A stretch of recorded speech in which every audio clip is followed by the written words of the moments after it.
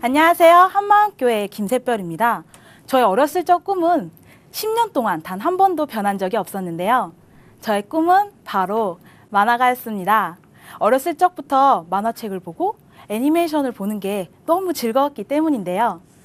친구가 놀러 와도 친구가 있던 말던 상관 안 하고 넌 놀아라, 나는 TV 본다 이러면서 만화를 볼 정도로 만화에 푹 빠져 살았습니다. 만화에 관련된 재미있는 에피소드가 하나 있는데요. 제가 동생이랑 자려고 누워서 잠이 들락말락 하는데 동생이 저한테 이렇게 물어보는 거예요. 언니, 자? 그때 제가 잠이 들락말락 하니까 아니, 나 벌레 포켓몬 잡으러 가. 이렇게 대답을 했습니다. 초등학교 시절부터 막연하게 만화가가 되고 싶던 그 꿈이 중학생이 되어서는 내가 어떻게 하면 만화가가 될 수 있을까 진지하게 고민을 하기 시작했어요. 그때부터 저는 고민 끝에 딱 두 가지 결론을 내리게 됐습니다. 바로 빵빵한 그림 실력과 탄탄한 스토리. 이 두 가지만 있으면 세상을 휘어잡는 만화가가 될 수 있겠다. 이렇게 결심을 했어요. 그때부터 저는 정말 물불 가리지 않고 만화책을 읽기 시작했습니다. 한 달에 10,000원밖에 안 되던 용돈을 그중에 4,000원은 만화책을 사는 데 쓰고 나머지 6,000원은 만화책을 빌리는데 다 써버리고 친구들에게 야, 나 100원만, 야, 100원만 이러면서 국어를 아닌 국어를 하기도 했어요. 또 제가 만화책방에 하도 들락날락 거리다 보니까 만화책방 언니가 저에게 신간이 나오면 새별아, 네가 이 만화책 보고 재미있는지 안 재미있는지 좀 봐줘. 이러면 제가 이렇게 보고 언니, 이건 좀 별론 것 같아요. 이러거나 언니 이거 좀 괜찮네요. 이렇게 이야기할 정도로 저의 만화에 대한 안목은 높아져만 갔습니다. 네, 아무리 이론이 탄탄하다 하더라도 이거를 표현해낼 그림 실력이 부족하면 안 되잖아요. 그래서 저는 정말 미친 뭐처럼 그림을 그리기 시작했어요. 그렇게 그림을 그리고 그리다 보면 제가 이 그림에 푹 빠져들면서 펜선 따고 먹칠하고 화이트 뿌리면 해 떠 있고 펜선 따고 먹칠하고 화이트 뿌리면 해 떠 있고 이러면서 정말 수많은 밤을 지새웠습니다. 그리고 완벽한 사람의 움직임을 그리고 싶다 보니까 해부학 책을 보면서 사람의 뼈와 근육의 움직임 등을 그리기도 하고 연구하기도 했어요. 어떨 때는 제 이 몸매 밥 먹는 시간도 너무 아까운 거예요. 그러다 보니까 친구를 쫓아가면서 한 손에는 연습장을 들고 친구의 뒷모습을 그리고 이러면서 점심시간에 뛰어가기도 했습니다. 저희 아빠는 제가 만화책을 사는 것과 그리고 만화책을 보고 그리는 것을 정말 너무 싫어하셨어요. 그래서 저는 생명을 걸고 만화책을 사서 모으고 그림을 그렸습니다. 하루는 저희 아빠가 너무 화가 나셔서 집에 있는 만화책을 싹 갖다 버리신 거예요. 저는 이러지도 저러지도 못하고 어떻게 하지 하다가 아빠가 주무실 때를 기다려서 밖에 나가 쓰레기장을 뒤져서 만화책을 다 모아오는데 너무 서러운 거예요. 아니 내 꿈이 뭐라고 하시나 하며 그 추운 겨울날 만화책을 붙잡고 나 이 꿈 절대 포기 못해 이러면서 눈물을 흘렸습니다. 제가 고등학교 1학년이 되던 해에 저희 어머니께서 위암 말기 판정을 받으셨습니다.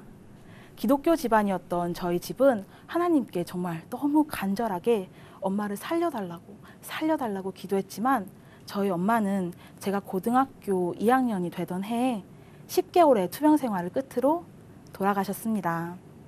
엄마를 잃은 제가 안타까웠던 아빠는 저의 미술 공부를 허락하셨어요.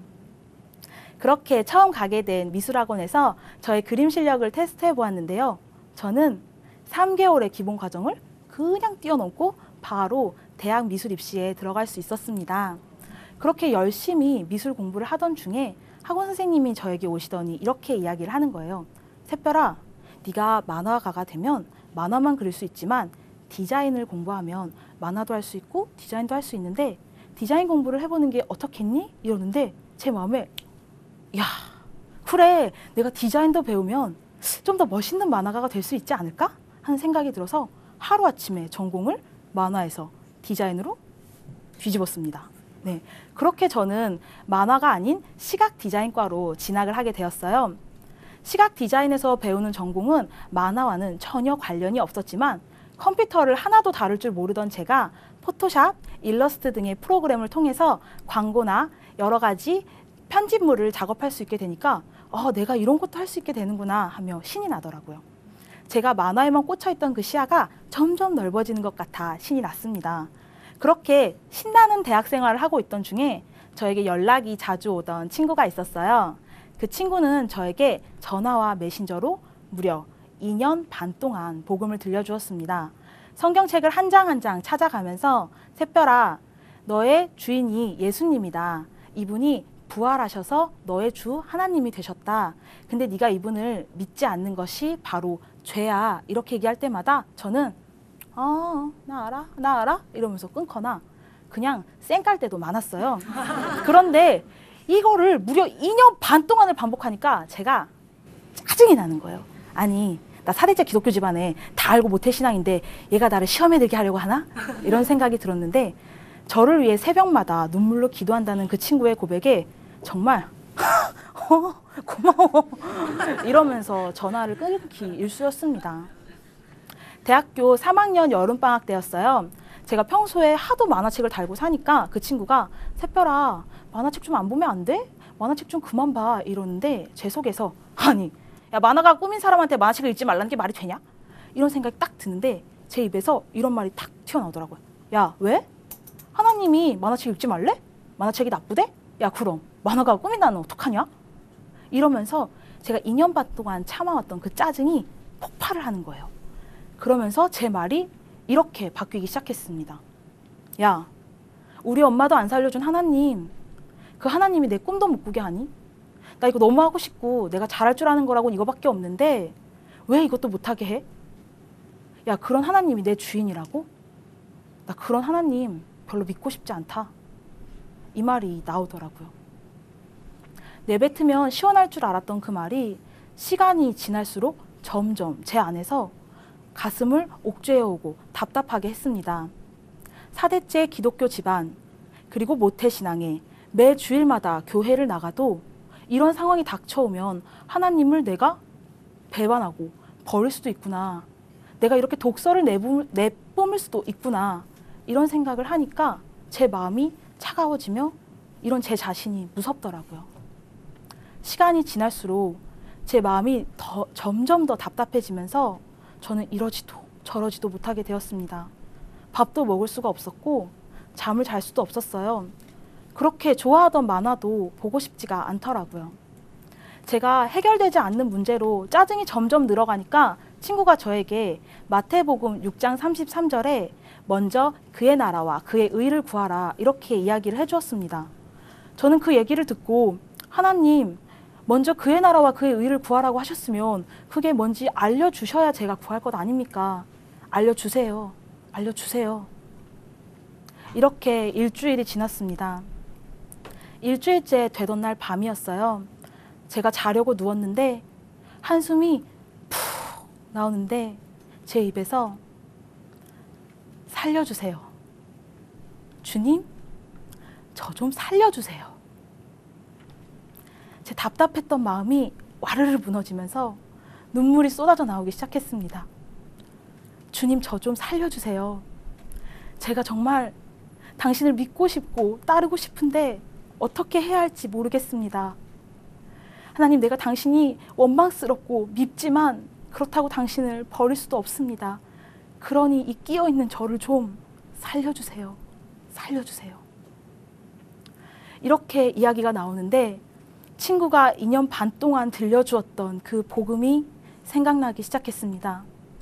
전능자 하나님께서 이 땅에 사람으로 오셔서 모든 사람을 위해 죽으시고 부활하셔서 모든 사람이 믿을 수 있는 증거를 주셨다. 그리고 네가 그 증거를 통해서 하나님을 믿는 것이다. 네 엄마를 살려줘서 믿는 게 아니고 네 재능, 네 꿈을 이루게 해줘서 하나님을 믿는 게 아니다. 전능자께서 오셨다 가신 이 증거로 믿는 것이다. 그리고 이분이 너의 주인 되기 위해서 오셔서 죽으시고 부활하셨다. 이렇게 이야기를 하는데 제 마음에서 사도행전 2장의 베드로가 3,000명 앞에서 선포했던 복음이 생각나기 시작했습니다. 너희가 죽인 이 예수가 바로 하나님이다. 너희가 죽인 이 예수를 하나님이 다시 살리셔서 주와 그리스도가 되게 하셨다. 베드로가 선포했던 이 복음이 생각나면서 이 말이 제 마음속에 너희가 죽인 예수, 이 말이 김새별이 죽인 예수. 네가 믿어줘야지만 하나님이고 네 엄마를 살려줘야지만 하나님이 아니라 모든 사람을 위해 죽으시고 부활하셔서 믿을 수 있는 증거를 주신 하나님인 이 예수. 그런데도 네가 믿지 않는 그 예수, 그가 바로 하나님이다. 저는 이제까지 제가 신앙생활을 오래 했고 교회에 열심히 다녔기 때문에 예수님을 믿고 있는 줄 알았습니다. 그런데 저는 예수님을 믿는 사람이 아니라 예수님을 아는 사람이었습니다. 마귀도 예수님이 하나님의 아들이신 것을 알잖아요.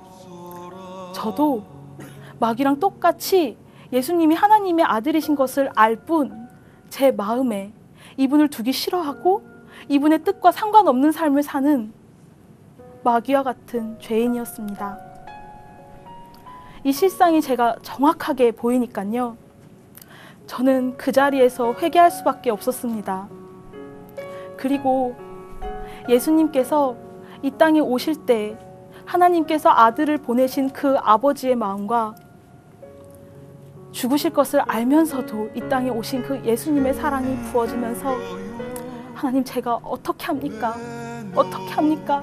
저를 용서해 주세요. 이렇게 구하는데 제 안에서 네가 나를 버린 그 순간에도 나는 너와 함께 있었다 라고 고백하시는 그 하나님의 사랑에 저는 그대로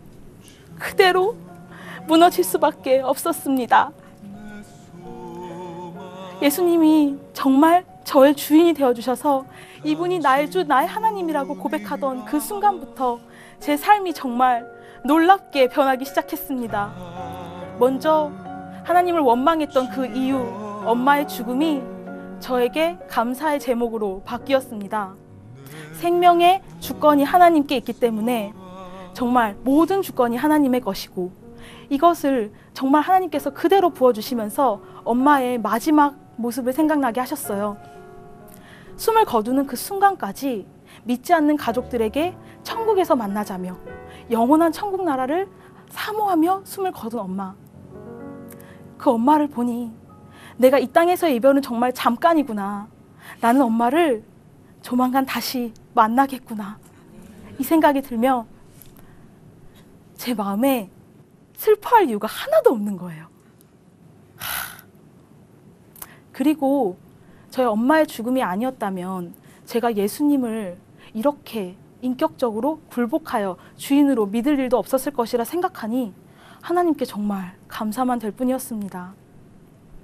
그리고 제가 아빠가 아무리 반대를 하시고 상황과 환경이 저를 짓눌러도 바꿀 수 없던 저의 그 꿈이 바뀌었습니다.